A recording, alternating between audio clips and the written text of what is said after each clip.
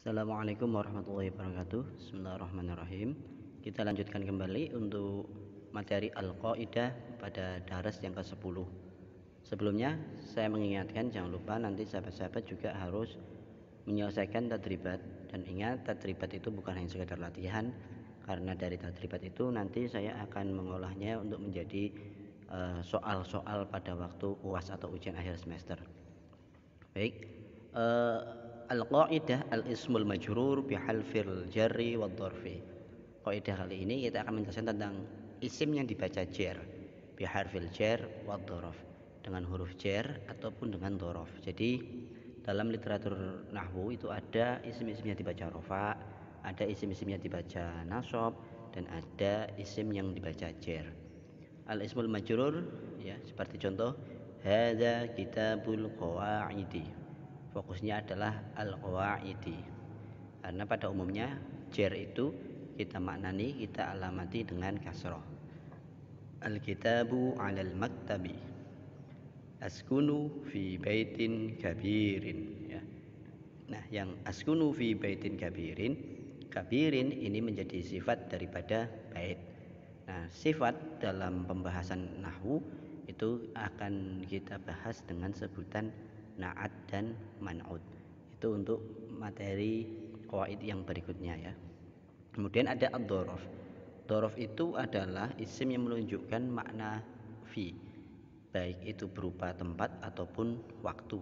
Jadi dhorof itu menyimpan makna fi. Fi itu dalam bahasa Indonesia kita artikan di dalam atau di ya. Contohnya aqra'ul qur'ana ba'da sholati. Saya membaca Al-Qur'an ba'da sholati. Kalau dalam makna Jawanya itu ing dalem sakwise salat gitu.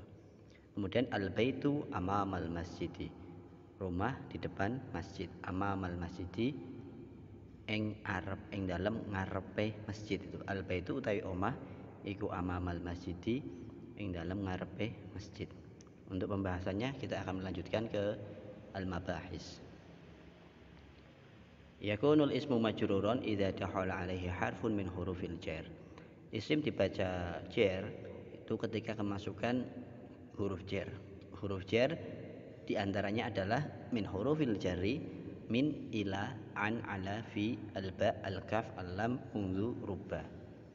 Ya, di antara huruf jar itu ada min, ila, an, ala, fi, alba, al-kaf, dan al-lam, mungzu, dan juga rubba. Yakunul ismu majruran bil kasrah. Isim majrur dibaca jar alamatnya dengan kasrah ketika satu idza kana mufradan, ketika isimnya itu berupa isim mufrad seperti min zahabin.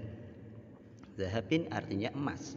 Min zahabin, dari emas. Zahabin ini menunjukkan isim mufrad. Ilal baiti, al baiti menunjukkan pada isim mufrad. Alal waqti, al waqti menunjukkan pada isim mufrad juga. Yang kedua, idza kana jam'at taksir, ketika isimnya itu berupa jamak taksir seperti fil kutubi. Kutubi itu adalah jamak taksir dari kata kitabun, jama'uhu kutubun. Ketika kemasukan huruf jar fi al kutubi dibacanya ya fil kutubi. Atau contoh yang lain alal awqati, awqati ya. Awqati itu jamak taksir dari kata waktun. Waktun jam'uhu awqatun. Kemasukan ala huruf jar menjadi alal awqati. Kemudian yang ketiga, idza kana jam'a muannasin saliman, ketika isimnya itu berupa jamak muannas salim seperti fil jami'ati 'alas saburati. Fil jami'ati, jami'atun itu mufradnya, jamak muannas salimnya jami'ati ya. Ala saburati, saburatun jamak muannas salimnya saburatu. Masukkan ala menjadi ala saburati. Berikutnya, isim yang dibaca jar bisa juga dialamati dengan ya, bukan hanya dengan kasroh ya. Ini bisa dengan ya. Nah, pertanyaannya bagaimana atau pada saat seperti apa jamak isim majrur itu dialamati dengan ya? Satu, idza kana musanna. Ketika isimnya itu berupa musanna. Musanna itu adalah isim yang memiliki makna dua. Seperti contoh min kitabaini. Asalnya kitabun menjadi kitabaini ya. Nah, ini baini itu ya yang antara ba dengan nun itu adalah alamat daripada isim yang dibaca jar. Litalibaini. Talibun talibaini. Yang kedua, idza kana jamak mudzakkar salim. Ketika isimnya itu berupa jamak mudzakkar salim seperti lil muslimina minas solihina. Nah, seperti yang sering kita dengar itu ketika khutbah, Allahumma ighfir lil muslimina wal muslimati. Gitu aslinya ya. Wal mu'minina wal mu'minati. Nah, itu lil muslimina itu. Aslinya kan muslimun, di jamak mudzakkar salim pada kedudukannya jar menjadi muslimina. Kalau dalam kedudukannya rofa menjadi muslimuna. Selanjutnya ad-dzarfu naw'ani. Ini membahas tentang dzaraf. Dzaraf itu adalah isim yang menyimpan maknanya fi atau memiliki maknanya fi. Fi itu dalam bahasa Indonesia tadi seperti sudah saya sampaikan dimaknai dengan di dalam itu ya. Ad-dzarfu az-zamani. Dzarfu zamani satu namanya dzaraf zaman, yaitu ismun yadullu 'ala zamani alladhi hadasa fihi al-fi'lu. Ismun yang menunjukkan pada masa terjadinya pekerjaan. Seperti sobahan ya, waktu pagi, duhron waktu duhur, naharon waktu siang, masaan waktu sore, asron waktu asar, yauman pada hari ya, usbu'an minggu atau pekan, syahron bulan. Yang kedua, dzarful makan. Ismun yadullu ala makanil ladzi hadasa fihi al-fi'lu. Isim menunjukkan pada atas tempat terjadinya suatu pekerjaan. Dzaraf makan. Al-makan ini artinya tempat. Seperti fauqa di atas, tahta di bawah, amama di depan, khalfa samping, yaminun kanan, shimalun kiri, baina antara, jiwarun di sebelah ya. Ad-dzarfu mansubun bil fathati illa idza dakhala alaihi harful jar fayakunu majruran bil kasrati. Dzaraf pada prinsipnya itu dibaca nasab, alamat nasabnya dengan fathah, kecuali ketika kemasukan huruf jar, fayakunu majruran bil kasrati ya.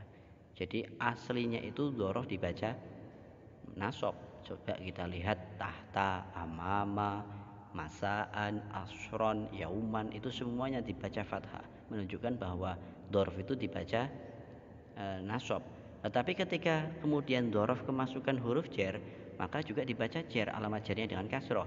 Seperti ini yang pertama sebelum kemasukan huruf jar ya. Adhabu ilal jami'ati sobahan. Ya, sobahan. Ini sebelum kemasukan huruf jar. Nah, kemudian setelah kemasukan huruf jar, adhabu ilal jami'ati fi sobahin itu ya.